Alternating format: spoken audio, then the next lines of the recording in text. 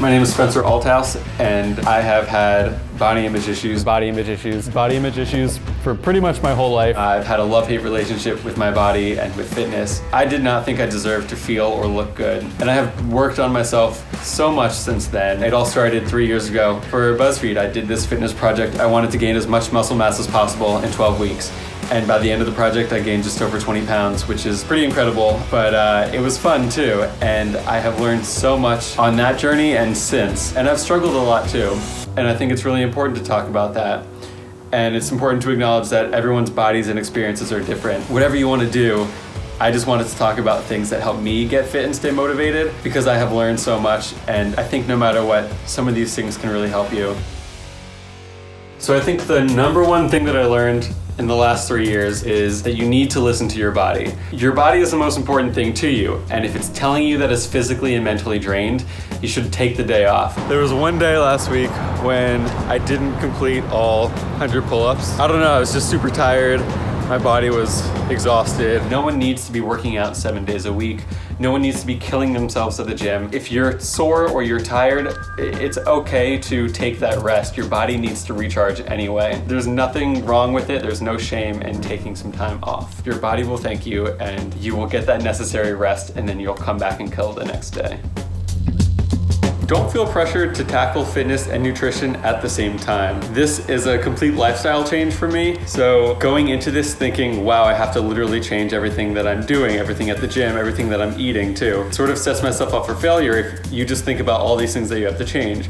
So I took it one step at a time. I did the fitness first, and then as time went on, I learned more about nutrition. I learned about the things that I could substitute with my meals, what I should be eating, all the macros and all that stuff. And I think doing that really helped, because I learned that small, consistent changes are key, rather than just diving in and literally altering my whole life. I'm in a rut at the moment. I sort of feel like the biggest fraud in the world right now, because I'm making this video about fitness tips and how I stayed motivated and how I got fit and all that, but I'm struggling so much right now. Feels like I'm not really taking my advice, and it sucks. But for me, the way that I've really helped myself get out of that funk is by creating these fitness challenges. So I do 30-day fitness challenges for BuzzFeed. I'm gonna be training like a gymnast for 30 days. I'm doing 100 pull-ups every day for 30 days. These challenges, they really help me get back into it, because it's sort of a new project for me to focus on. When you think about your fitness journey, you think, wow, this might be like a forever thing. You don't really have that sense of time in your mind. 2 more days left. I can't believe this is almost done. And it's hard to really focus on something where there aren't immediate goals in your future. So just finding new ways to challenge yourself as a way to sort of change up your routine is super helpful. When a lot of people think about healthy lifestyles, they think about the foods that they can't have. I don't like to think of anything in terms of a diet. That feels super limiting. It feels like it has a negative connotation to me. So I never use the word diet. I just think healthy living, healthy lifestyle. There was a time a few years ago when I was super stressed and overwhelmed, and I thought every single meal had to be super healthy and I had to do it a certain way. And then I realized this is absolutely ridiculous. I'm not enjoying this whole journey that I'm on. So for me, I never want to deprive myself of my favorite foods. I love ice cream, I love pasta, I love ramen, and life is too short to not eat your favorite foods. So teach yourself about what's in the foods that you're actually eating, but don't obsess over it. So it took me a while, but I realized I'm not gonna be able to cook every single one of my meals, and that is okay. Sometimes I'll be at a restaurant. Maybe I'll make substitutions to make my meal healthier, and maybe I won't. None of that is going to kill you. None of that is going to undo anything that you've done at the gym. If you like ice cream, eat your ice cream.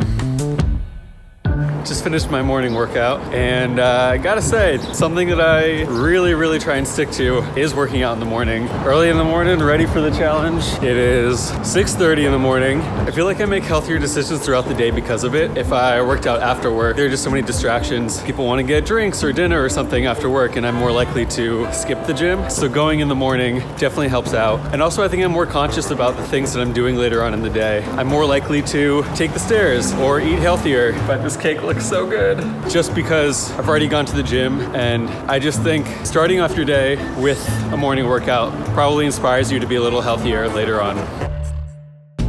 Instead of setting unrealistic lifestyle goals for yourself, focus on making achievable lifestyle changes. If you want to gain weight, lose weight, that's great. But what's also important for me is to create a lot of goals for myself that aren't strictly about the numbers of pounds that I've lost or gained. I've learned that it was really important for me to focus on smaller goals as well. One of those things for me is my flexibility. Before I started a couple years ago, I could probably barely touch my toes. Now I can do it with my whole hands on the ground. Your progress isn't just about a number that's on the scale. So there are so many things to celebrate throughout this journey and to focus on outside of your larger fitness goal. I got this shirt a little while ago and I remember being so frustrated that it was too big on me, and I put it on today and it fits very well. So yeah, like there's obviously progress that is being made. I think that's awesome. Clothes are starting to fit me better.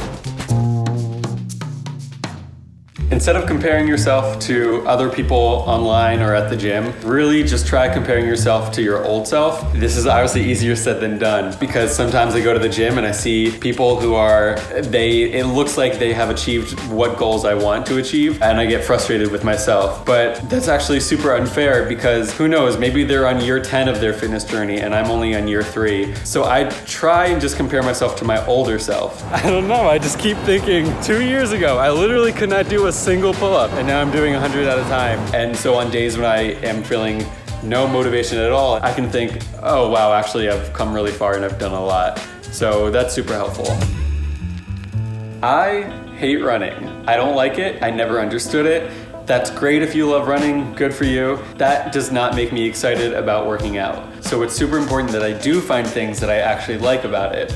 Maybe that's rock climbing or taking a gymnastics class. I started doing gymnastics for a BuzzFeed post, and it's a new sort of workout that I would never get at the gym normally. It's a full body workout, cardio heavy. I feel like it's probably better than running, and I will never get tired of it. And that's what you need to do. You need to find an aspect of working out and fitness that you actually enjoy.